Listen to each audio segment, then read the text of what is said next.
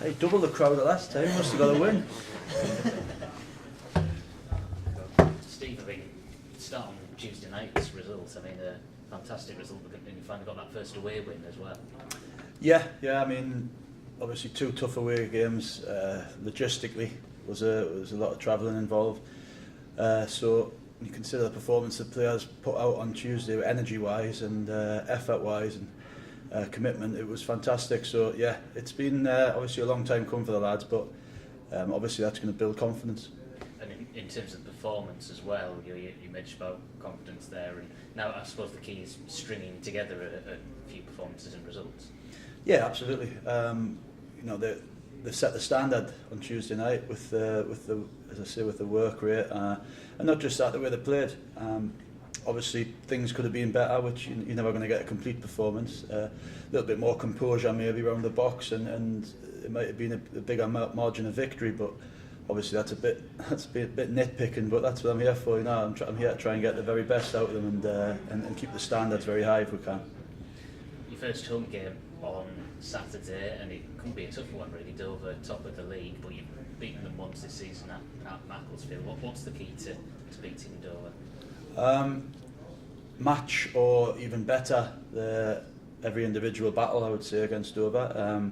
They're a very physical side. They're very direct. They're very robust. They're in your face, and they've been very successful. They've been very effective at it. So we've got to win the physical battles, and then when we have the ball, we have to keep it, and we have to be ambitious with it as well. We need to go and play. We can't, you know, we're not set up. We're not the type of side that can play that way that they play. So we've got to impose our style of football on the game as well.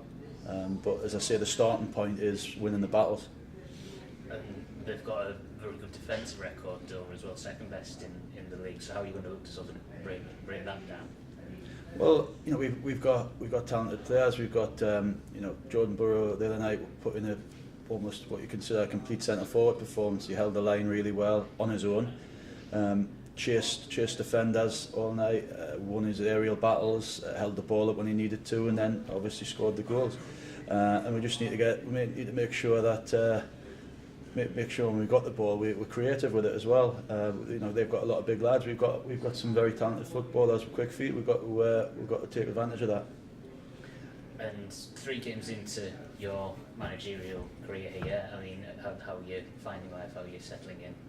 I love it. It's a great club. It's a great set of lads. The fans are fantastic. I mean, it's just to see them after the game, certainly after the sort of 8.5 hours to Eastleigh, and then to see so many fans down there again on a Tuesday night. It's great credit to them, and that's you know, that's certainly, I've heard a few of the lads quoting on Twitter and things. You know, that was for them, because they've been waiting a long time for that, and we need the support again on Saturday. We need them to come in and get behind us at home.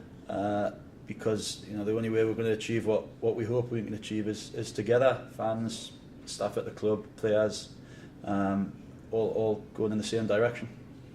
And with this division being so tight, I mean, you might be in the bottom half, but it's one of those divisions where if you string a few good results together, all of a sudden you're knocking on the doors of the playoffs as well. So it's you know, there's so much to play for, and the fact that it's all so tight. Yeah, I mean, consistency in this league is key. You look at Macclesfield, for 2 seasons, Mac hadn't quite strung more than, I would say, 2 games in a row, you know, together. All of a sudden, they produced 5 wins in the top of the league. So it goes without saying that consistency and staying unbeaten will see you move up the table. You know, that goes without saying. But at the moment, it's tough to look beyond the next game. So my focus is solely on picking a team that I think can beat Dover.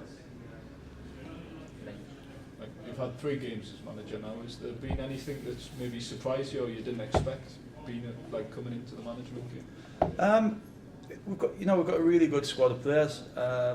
So obviously when you see the league position from the outside looking in, you think, well, maybe the players aren't good enough. Maybe I'll need to talk to the chairman about bringing a load of players in. But it's really not the case. It's you know, as I've alluded to before, don't underestimate confidence in football, and obviously when you haven't won games and you've gone a long spell without winning games, your confidence can't be there.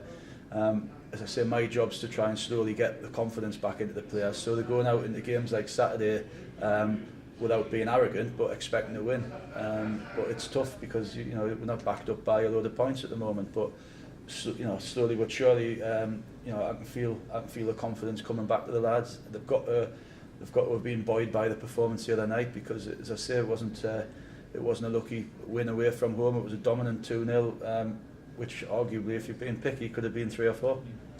Still a couple of training sessions to get through, but how's the squad looking fitness-wise going into Saturday?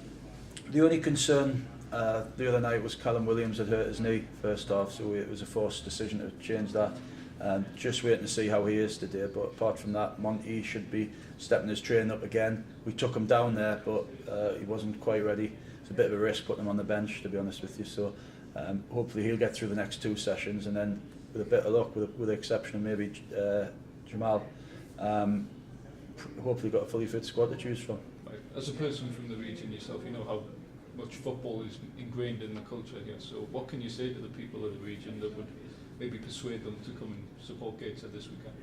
Well, football at this level, obviously I've played a lot of my football across the water on St James's Park, and Premiership football is very different. You're very restricted as to how close you can get to the players and how you can, your access and how you treat as a fan.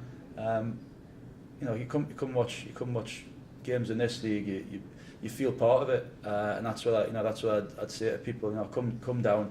We'll try and play a really good brand of football. We'll be competitive, but hopefully you'll be part of a good journey that I'm taking on myself, and you will be part of it, and you'll help us immensely.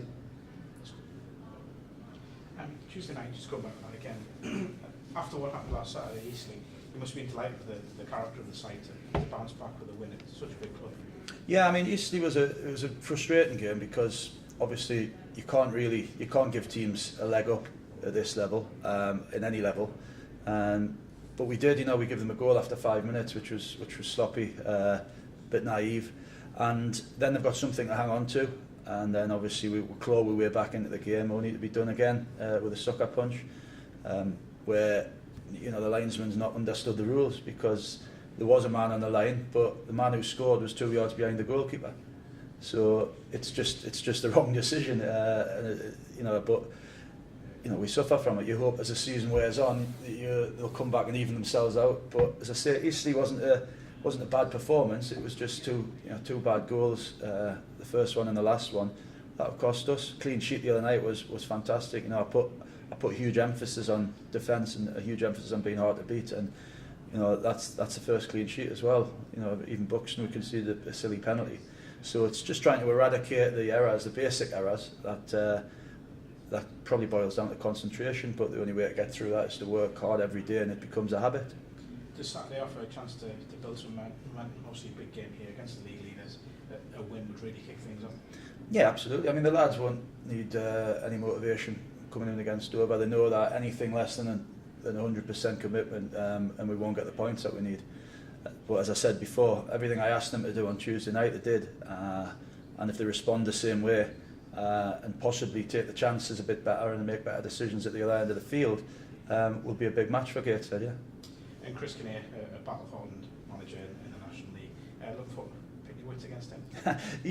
Chris epitomises what Dover are like. He's niggly on the line. He's into the refs. He plays the game. He's experienced, and that's how his team do it. And you can't knock them because they're sitting at the top of the league, and they're a very strong side. And they've been, since I've been in this league, they've always been up there or thereabouts. So they're there on merit as well. So yeah, it's going to, make no mistake, it's going to be the toughest game of the season. But my lads are up for it. I will just ask one more about the supporters as well. How big a part have they got to play? Yeah, as I said before, it was fantastic to see them on Tuesday after the game, to give them a reward for the efforts that they've put in so far. But your home pitch is always supposed to be your fortress, and you can't have that if you haven't got a really good following and fans behind it. And as everybody knows, it's a really open stadium, so To get numbers here and to be vocal and to get behind the lads will make a huge difference to players.